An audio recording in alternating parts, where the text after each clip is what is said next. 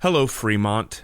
Thanks for listening. Before we get started with this episode, I want to tell you about Minuteman Press. If you are looking to have something printed, whether it's on paper, signs, postcards, whatever it might be, or you're looking for promotional materials or products, look no further than Minuteman Press in Irvington. They are your quality printer to go to here in Fremont. They help you design what you are looking for if you need that, but then they also print it, and they do it in great turnaround time. I have personally worked with them before, and I find their services to be fantastic. You can find them at 44141 Fremont Boulevard in Fremont. I would like to give a shout out to our other sponsors, Petrocelli Homes and Banter Bookshop. It's these partners that make this podcast possible. Thank you. Now, on to our episode. The thought, and I was told when I first came here, was, well, why would we need that? You can go to somewhere else, San Francisco, San Jose, whatever, to see things, to go to do things. And without the realization that you're losing economically, you're losing money when somebody is leaving the city to do these things. I think Fremont, until very recently, thought of itself as a sleepy bedroom community. And there's a realization now that is beginning to happen that we are a city. We are the fourth largest city, and we're in the top 100 cities in the nation. It might be an idea that whose time has come, but it's actually, I think, an idea that the city founders didn't really think about. Well, I'd beg to differ a bit, that I think the city founders... Coming to you straight from Fremont, California, this is the Fremont Podcast, dedicated to telling the stories of the past and present of the people and places of the city of Fremont, one conversation at a time.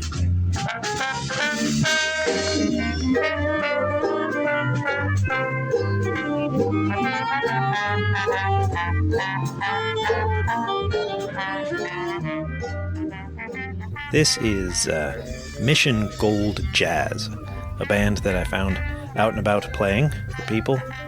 They were enjoying themselves, and pretty much everyone was dancing. You are listening to episode 110 of the Fremont Podcast.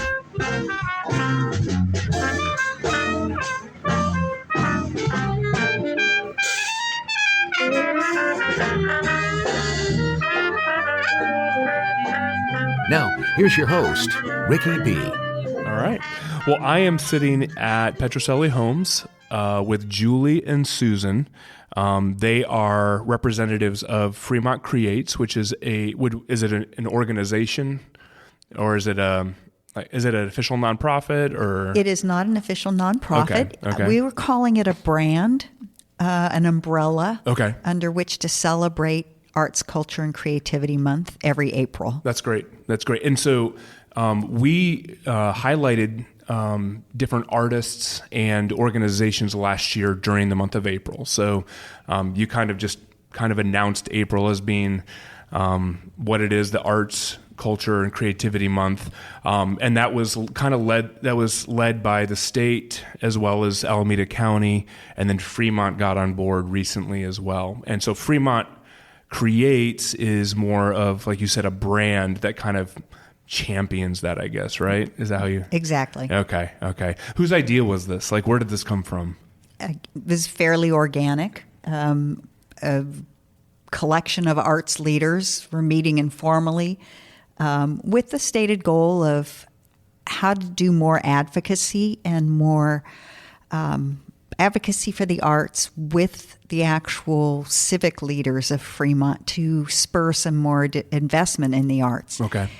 And there are a lot of needs. We don't have a performing arts center in Fremont. We are very beige in terms of our exteriors compared to other cities that have a very robust public art program. We do not have an arts commission to guide us. We don't have a 10-year plan, which many other surrounding communities do have, that allows arts to be implemented and become part of the community in an organized way over a decade. Yeah. So we might be getting into territory we don't want to go into, but I'm still going to ask the question because I think it's important. Why don't we have these things? Like, I've interviewed a number of people who work in the arts, specifically episode 100, I interviewed the ceramics teacher at Washington High School. Jake has been there for, I think, 11 or 12 years.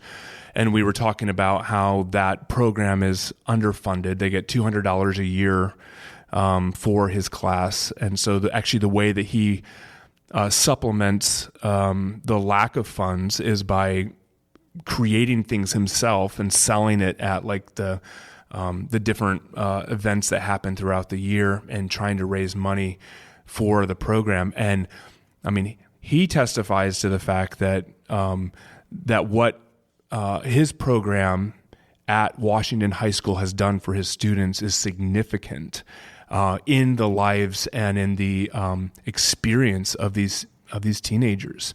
I don't think you have to look far to figure out that the arts are absolutely essential to a community to make them what they are. So why do you think it is that we have not prioritized these things? Why is it that you have to champion a brand like Fremont Creates in order to start the conversation? I think Fremont, until very recently, thought of itself as a sleepy bedroom community. And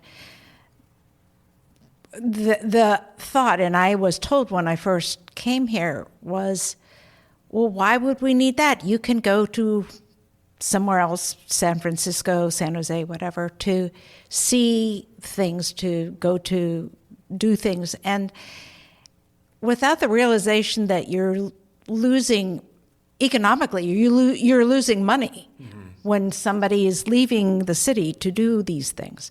But so I think it's just the way all of a sudden we have our 6-story apartment buildings and condos that are being built. We used to have a 3-story limit. There's a realization now that is beginning to happen that we are a city. We are the 4th largest city in the, right. Yeah. And we're in the top 100 cities in the nation. Yeah. It might be an idea that whose time has come, but it's actually, I think, an idea that the city founders didn't really think about. Right. Well, I'd beg to differ a bit that I think the city founders, because they were some of the founders of the Fremont Cultural Arts Council, and some of them championed a performing arts center. But I think that in terms of priorities, when there were offerings in other municipalities that were so different that they could go to San Francisco, traffic was less. We didn't have BART, but traffic was less. Maybe it was easier. So I think that idea sort of fell by the wayside. Now, many of those, our city founders, were very strong supporters. The new main library, it's not so new anymore, but was significantly funded by one of the, I'll call them the fathers of the city. And I think they were very community-minded people. If we think about the Washington hospital system and even Fremont Bank way back when.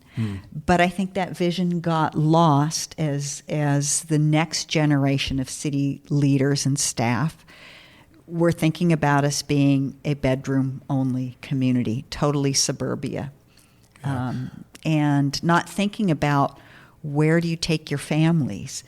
How do you incorporate just arts in the fabric and just have that as being part of your overall community vibrancy? Yeah, I was going to say, I think that it's interesting as I'm listening to you, because I wasn't here for that. I moved to Fremont about 10 years ago, and so the community is newer to me than a lot of people that I've interviewed and talked with. But I do think it's interesting. I mean, I don't want to say that Fremont became a city by accident, but it sometimes feels like it's, you have 5 individual small neighborhood communities that are all close by. They kind of have their own personality. And then, there's this idea, let's put them together into one big pot, and let's just kind of like see what we can do to like blur the lines.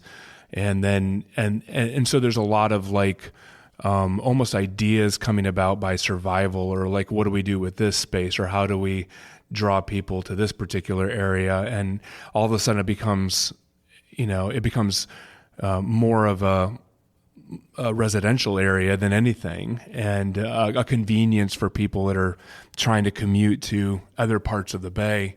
But then it's like, well, we haven't thought about arts, or we haven't thought about like actually this being a necessary part of our community, and it becomes like an afterthought, for most people. For some people, because even like when I interviewed Margaret Thornberry last year for this, she, actually, I don't even know if I'm supposed to say this. She pulled out some blueprints that she had of a performing arts center that was designed. I mean, it was like a lot of work. It represented tens of thousands of dollars, I would imagine, by architecture drawings. That it was like, it was there. It was on the table at one point in time. That was Bora Architects from Portland, and I was part of that committee too. Okay. And there was an economic downturn, and what it seemed was that it was an excuse to pull this and never revisit it. They just never touched it again. Never touched it again. Yeah. So, well, anyway, so those were a lot of the reasons in this conversation about advocacy. For the need to elevate and incorporate and focus and just bring more art opportunities into our fabric and encourage our elected officials and our staff officials to really embrace this and make it part of city planning with a small p, not a capital P. Which was sort of the genesis of celebrating what was proclaimed by the state as a month to celebrate the arts. So it became an idea of using that as a vehicle to do this advocacy, along with what needs to be happening is supporting the artists and spotlighting them. That's and great. Showing how great enjoyment of those arts can be. To our community, and involving our community and raising the visibility of the need for this with our community, so they can help advocate as well. We'll be right back. You can hear the rest of this conversation in just a moment. Banter Bookshop is located in downtown Fremont on Capitol Avenue. On their bestseller list, The 100 Years' War on Palestine, A History of Settler Colonization and Resistance. Never Whistle at Night, an indigenous dark fiction anthology. Yellowface, also fiction, a Reese's Book Club pick. There are many, many more, all available at Banter Bookshop. Those are the ones that caught my attention. If you need help navigating the local real estate market, contact Petrocelli Homes on Niles Boulevard. With almost 2 decades of experience, this family-owned brokerage is an expert in the local real estate market. Give Jennifer Petrocelli a call. With her wide-ranging knowledge of the real estate industry and expert negotiation skills, Jennifer goes above and beyond for her clients. Jennifer helps her clients make smart real estate decisions that benefit them in the long run. So if you're looking for a realtor who knows what they're doing and who genuinely cares about your needs and wants, reach out to Jennifer today and discover why Petrocelli Homes is the right choice for all of your real estate needs. I want to tell you about Minuteman Press in Irvington. They are your quality printer to go to here in Fremont. I have personally worked with them before, and I find their services to be fantastic. Look no further than Minuteman Press in Irvington. You can find them at 44141 Fremont Boulevard in Fremont. And now, back to our conversation. And we have a lot of very, very good artists, both visual, performing, music. Yep. And to bring awareness that we have this treasured resource here. Yeah, that's right. Yeah. You know, I think that what's interesting, and I think we all would recognize this. I don't think it's something that I've noticed that nobody else has, but I think that what's interesting about Fremont that I think we're losing out on is, so we have the arts, and we do have some incredible artists here. I've been over to I interviewed the Olive Hyde Guild, and talked about the gallery over there and the way that everything that they're doing, which is very, very cool. I've interviewed other people who are artists in the community or have art studios in the community that are doing things here. So we have artists. We have, but I think what's interesting is that Fremont, I think uniquely, in some ways, has a very cultural presence that's different than a lot of other communities in our area. In other words, it's about arts and culture, and our culture in our community is very diverse, and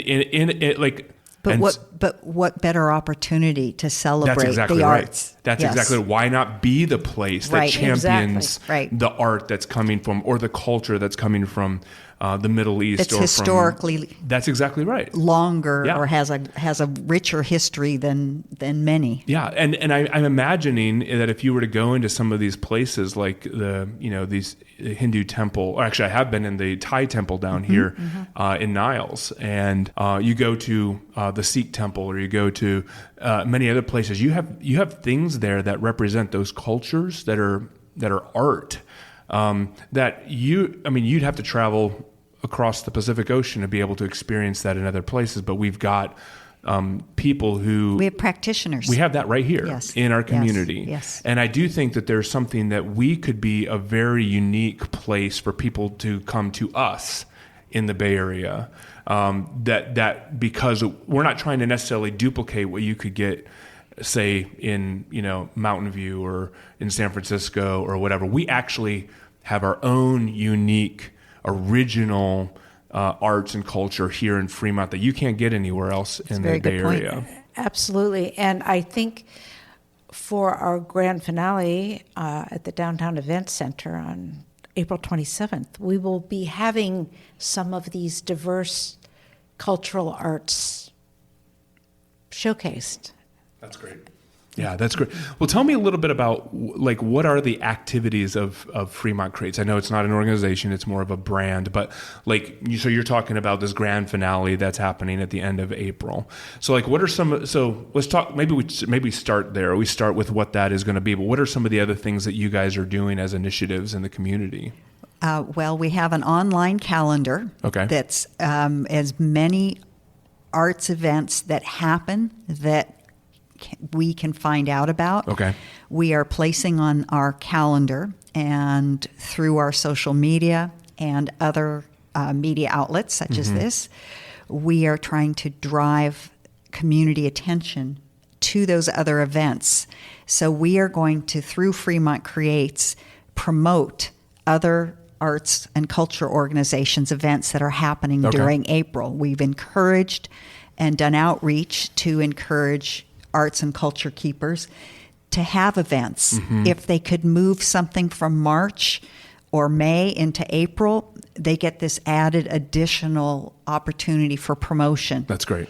That's great. And so that's really started with this initiative last year. Okay. So that was sort of a triad, I guess, number one.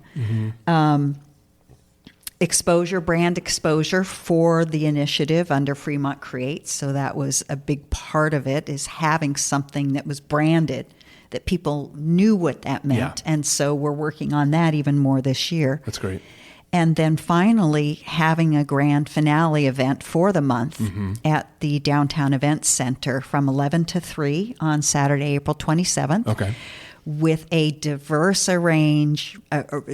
variety of artists and culture keepers in all sorts of genres. And we've gotten a lot of applications for that. We are getting those organized and trying to work on scheduling.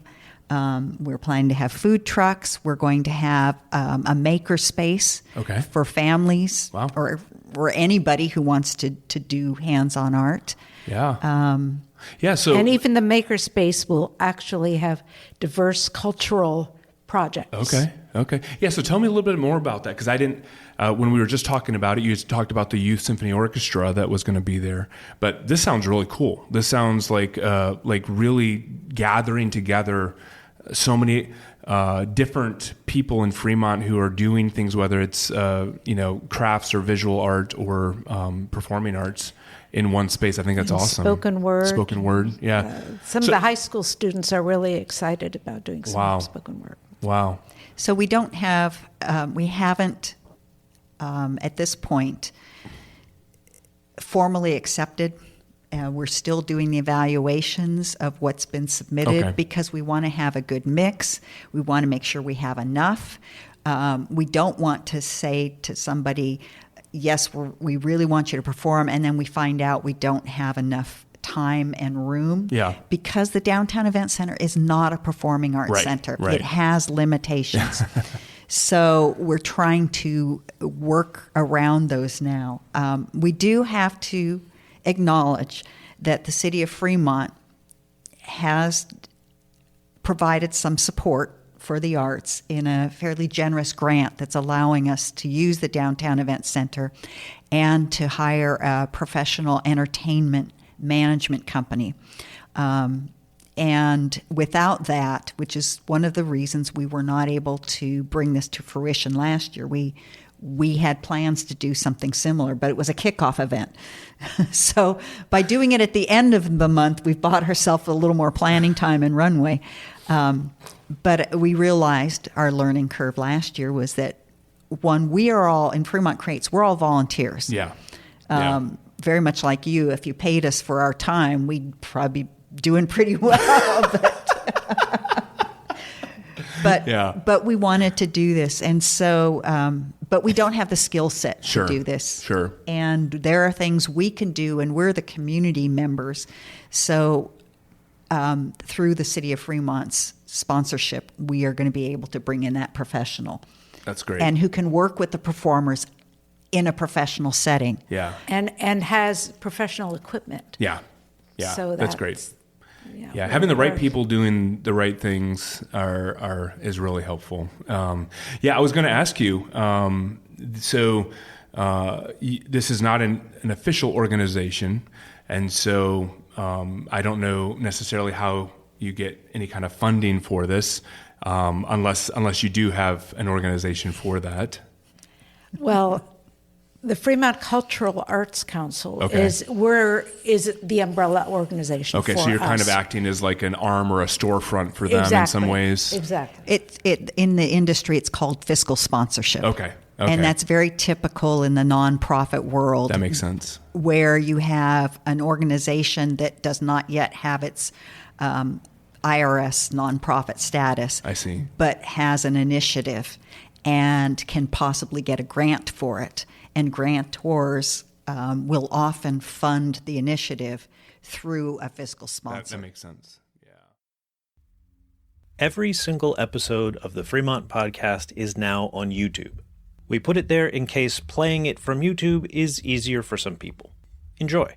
Please consider donating $1 a month on a reoccurring basis to help this podcast that you enjoy. buymeacoffee.com/ the Fremont Podcast /membership. So my question is then, how did you guys get into this? Like you said, it was the beginning of this was kind of like a organic effort or organic conversation that started happening. But Susan, what brought you into this? Like, why are you here representing Fremont Creates?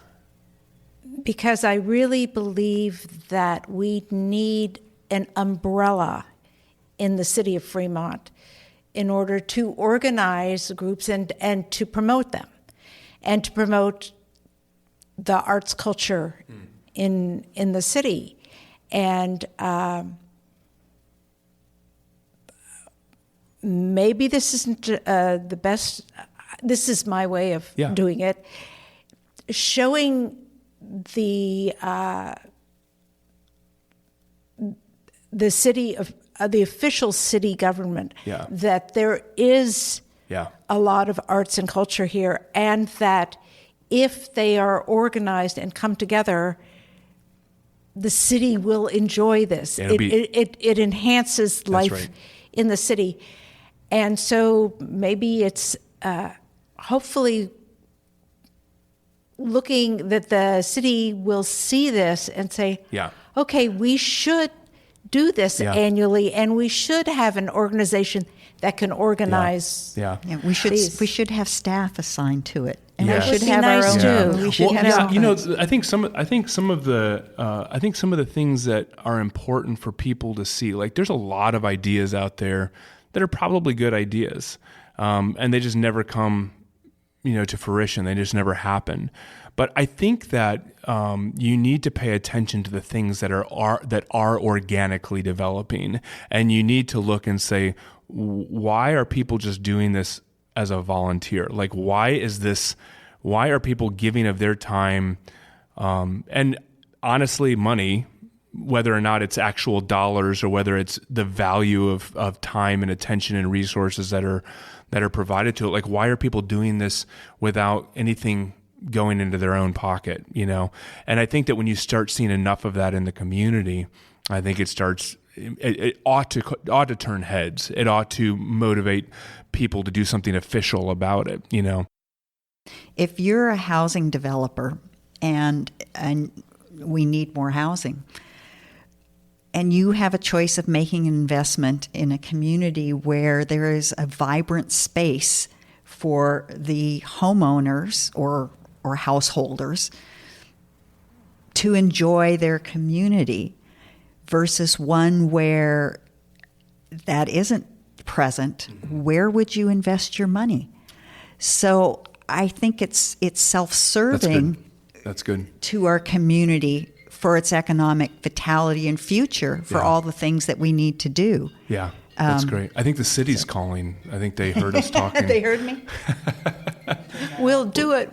That's right. We'll give that a second. Yeah. So Susan, are you an artist? Yes, I am. You an artist. What do you do? What do you enjoy doing? Okay, my medium is glass.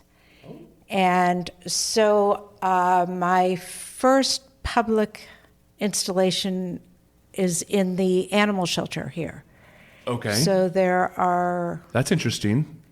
8 very large etched panels around the office hub. And that's where I learned about the response of people to have art in a public place. They felt better about that place and about the function of the place. And honestly, that was somewhat of a surprise to me. Tell me a little bit more about that. What do you mean that having art in that space made it a more inviting place for people there? I think it was a combination of enhanced aesthetics. It's not just bare bones. And that whoever designed the space and had art in it cares. And that sense of caring and wanting people to feel better about that space made actual interactions better. Wow. That's really cool. And I thought that was very, very important. Yeah. And Didn't you say that you thought there was a real uptick in there was. I was in told. adoptions? Yeah. I was told that there was an uptick That's awesome. in animal adoptions. Yeah. I mean, a significant one. That's awesome. Yeah, when you start thinking of, it's kind of like what I told you guys just before we got started. I'm more interested in stories than I am data. You know, if you walk into a doctor's office or a veterinarian or an animal shelter and you just start seeing numbers and you start seeing, it's very sterile, you're not inspired to, you know, to bring that animal home with you. You know, you're just kind of like, you know, it just feels almost, necessary. It sucks the joy out of it in some ways. I've also done a number of hospital installations, art installations, and with the same result. Okay. And it's not just me. Any artist who has work that's an installation in a care facility. In a care facility, you know, that they find that whoever is interacting, not just patients or clients, but the staff is happier. That's awesome. That's awesome. So, I'm curious, and I know this is an audio medium here, but what do you mean by glass? Like, when you say you do glass art, what is that? What does it look like, or what are you? I do a lot of about? wall work. So I work. It's called pâte de verre. Okay. And not the animal shelter, but everything since. It's granules and powders that are mixed together and formed by hand to whatever shape, and then I fire them, and then I assemble elements together, refire them at least one more time, maybe two more times, to create whatever I'm creating. Wow. And they're large scale. Is it kind of like stained glass, or is it different than that? It's very different. Okay. Well, we'll have to put a link in the show notes as to like to some of your stuff that we can see pictures of. So being an artist and seeing that makes a difference. When people see art and they're not going to see art, they're going to do something else. Yeah, that's good. And art is an unexpected part of their experience. It's a real net positive. I love that. And that's one reason why I'm passionate about the box art program for the city of Fremont. Yeah, so tell me about that. So the box, you're talking about the electrical boxes and stuff around the city. Traffic utility You have a boxes. hand in that? I'm the program manager. Oh, okay. So I guess you do have a hand in that. So tell me about that. Well, we have almost 200 boxes, and we've done, by the end of this fiscal year, we'll have done about 170. Wow. And that's probably about as many as we can do because we keep changing. The boxes get upgraded, or some of them are not in appropriate place. Were you kind of an originator behind that idea as well? Pushed for about 5 years before it happened. And I'm very patient.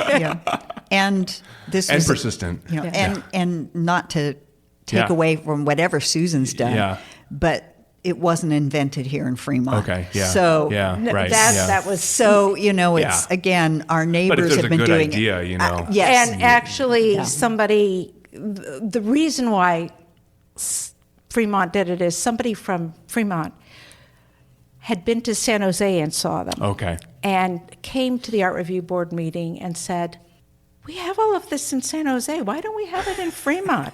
Like, yeah. And I'll pretend that I don't know that, because the other day I was driving through San Jose and I started seeing the boxes there, and I was like, "Oh my goodness, they're doing it here too." And these other cities, I think some of them were initiated because of the graffiti and tagging issue. And when you think about the cost of repainting over tagging, and this is another shared passion of Susan's and mine, is making Fremont less beige on its surfaces. I mean, we are a non-beige community. Right. So let's make our buildings colorful. Yeah. That's right. Yeah.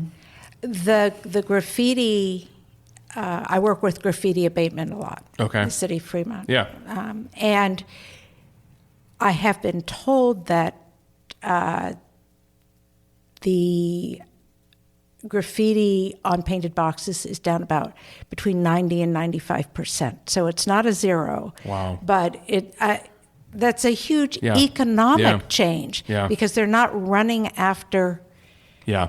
tigers all the Yeah, time. I work with an organization that we just bought a big storage container, and we had it dropped here. And I actually said, I think we need to hire an artist to come out here and completely paint this because I know it's going to happen at some point in time, and then we're going to have to clean it up anyway.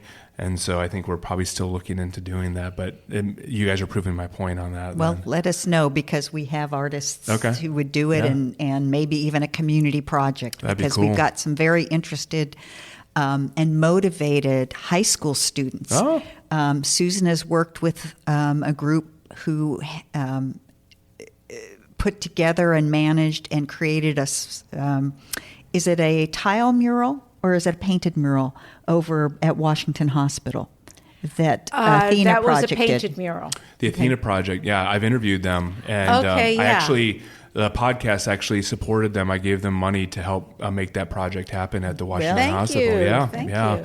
yeah. They were. I was doing work at Dale Hardware through the podcast, and they came in and they were asking about getting donations.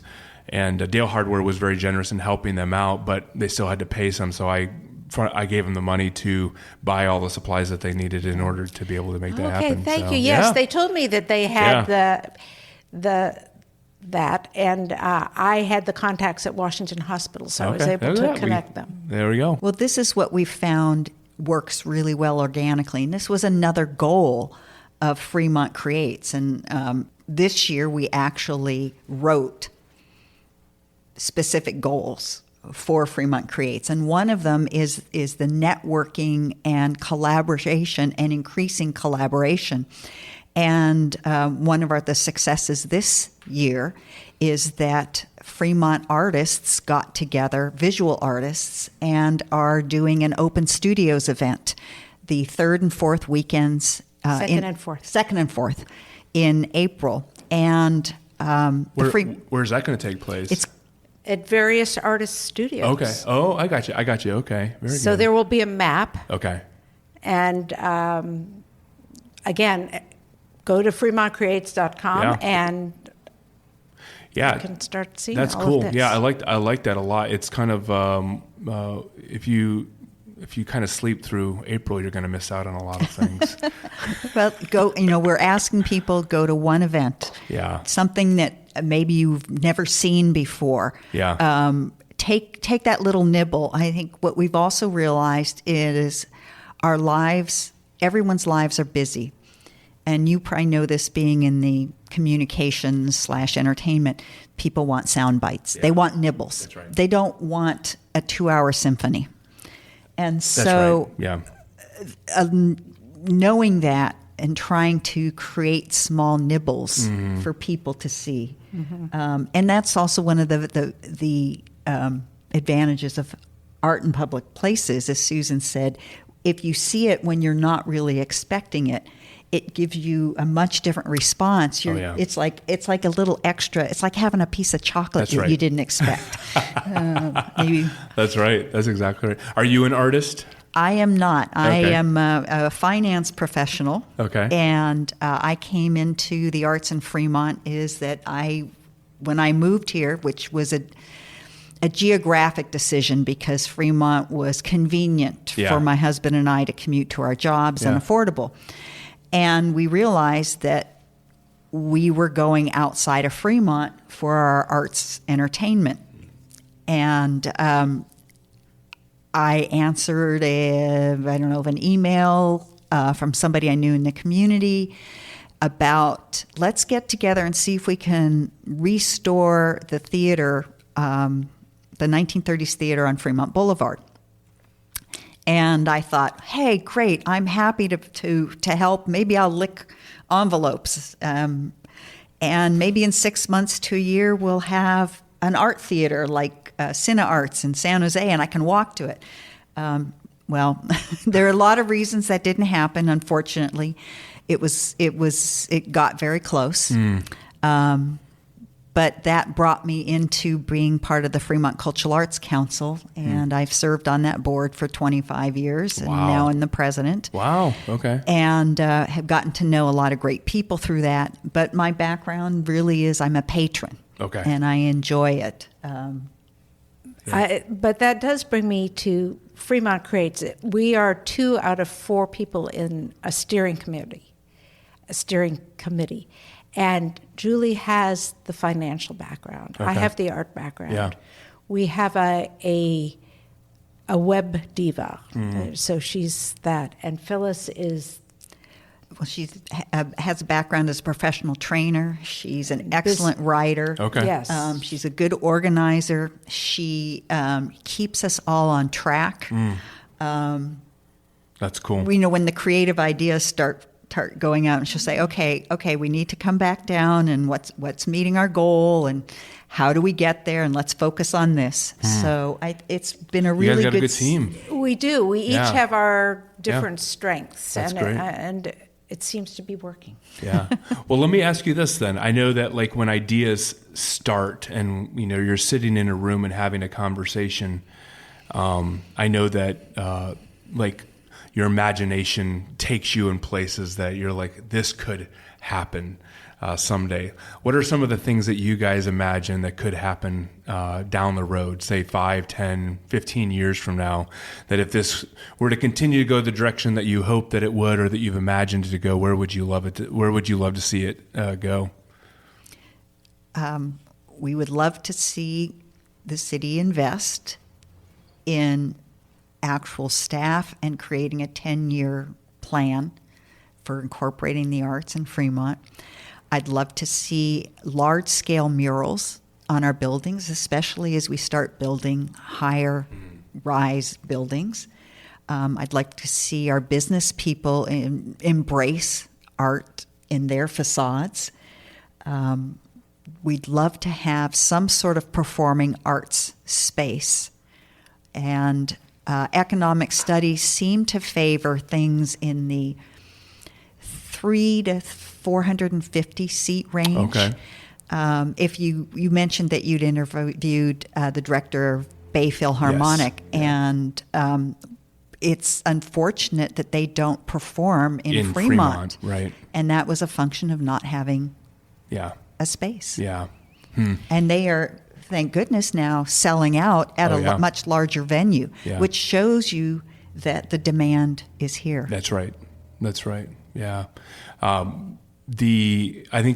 think having the space, having a place and an opportunity for people to come and enjoy this sort of thing is just I think it's vital to a community, and I think it's something that we need to take seriously. I don't know how you go about doing something like that and making it all happen, but I do think that you guys are taking the right steps to move to move things in the right direction. So, I think this is fantastic. I hope that as you continue to pursue this, that more people will get on board. I hope that this April coming up, that people will do exactly what you said. Do one thing that maybe you wouldn't do otherwise, and get involved in that. Susan, do you have any thoughts on this and things that you would love to see happen moving forward?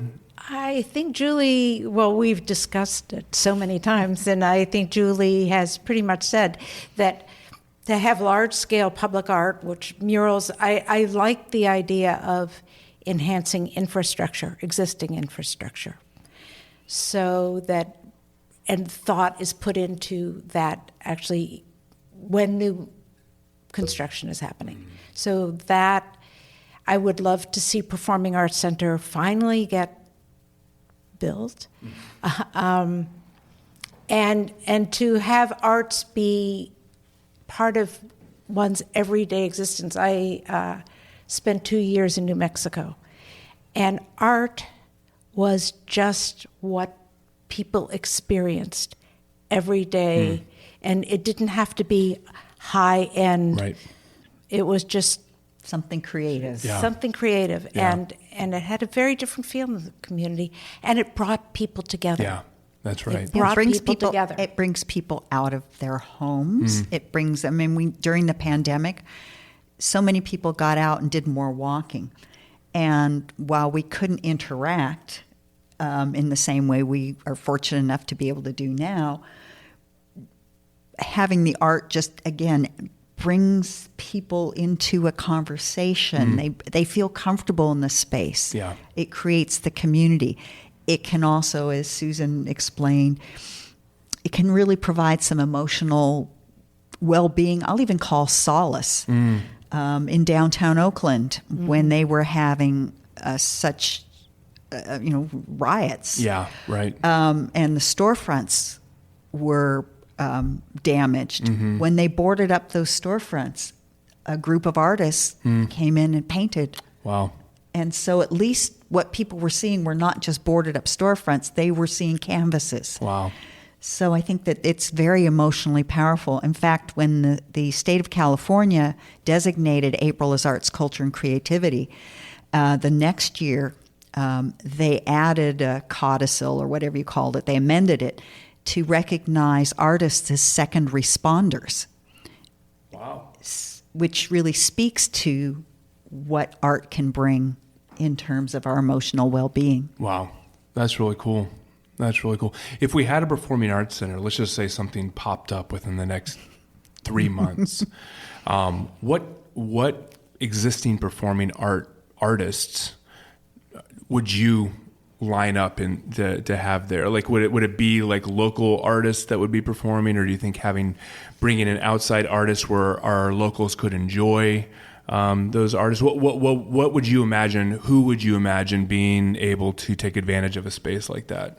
All of the above. Yeah, I was going to just say yes, but you gave it more words. Yeah. I think there's a need for both. Okay. All the performers or artists that we're going to have at our finale event, or people who would love and be able to probably sell out commercially if they were commercial artists, because some are just nonprofit, more student organizations. But anyone that wants to make enough money to cover their costs and maybe make enough money to pay their staff, I think would sell out a space. And then bringing in, and that's usually not enough programming for the whole year. Your Sure. point is well taken. Yeah. And so bringing in outside artists, professionals, gives the community something and an exposure to something else. And again, brings in that economic vibrancy. Yeah, that's great. That's great. Well, thank you guys for being here. Thank you for having Thank us. you for having Thanks for us. joining me on the podcast. I'm excited. Last year, we tried to focus our attention on the arts and the culture within our community during the month of April. And I would just love to be able to see this kind of push that even further down the hill and in the right direction. So I loved having you guys on here, and we'll hopefully be able to be a help to you all as you continue to pursue these endeavors along the way. Great. So, yeah, We appreciate it. If people wanted to know about you, it might be kind of obvious, but if people wanted to know more about you, where do they find information? You're talking about a website. I'm assuming it's FremontCreates.com. Okay. And we also are on Instagram. And Okay. Facebook. And Facebook. Okay. Very good. Well, when this comes out, we'll be sure to tag you in our post and be able to promote as much as you can. And I think it's a great idea to be able to just have a list of all the things that are going to be happening in April, so that we can have a lot of opportunities. No one should have an excuse to not show up to any of these events. That's right. That's right. There's 4 weekends in April, and some of the exhibits go on throughout for several weeks. So Right. And during the week, a lot of exhibit spaces are open too. So you can go anytime. Yeah, that's good. That's good. Well, we'll have the link in the show notes, and people can connect there as well. So that's great. Thank you, ladies, for being on the podcast. It's been a joy. Much. You're welcome. Really appreciate it. This episode was hosted and produced by Ricky B. I'm Gary Williams. Andrew Cavett is the editor. Scheduling and pre-interviews by Sarah S. Be sure to subscribe wherever it is that you listen so you don't miss an episode. You can find everything we make, the podcast, and all of our social media links at thefremontpodcast.com. Join us next week on the Fremont Podcast. We actually have our own unique, original arts and culture here in Fremont that you can't get anywhere else in the Bay Area. Showing the official city government that there is a lot of arts and culture here, and that if they are organized and come together, the city will enjoy this. It enhances life in the city. I think that you need to pay attention to the things that are organically developing, and you need to look and say, why are people giving of their time and honestly money without anything going into their own pocket? And I think that when you start seeing enough of that in the community, I think it ought to turn heads. It ought to motivate people to do something official about it. This is a Muggins Media podcast.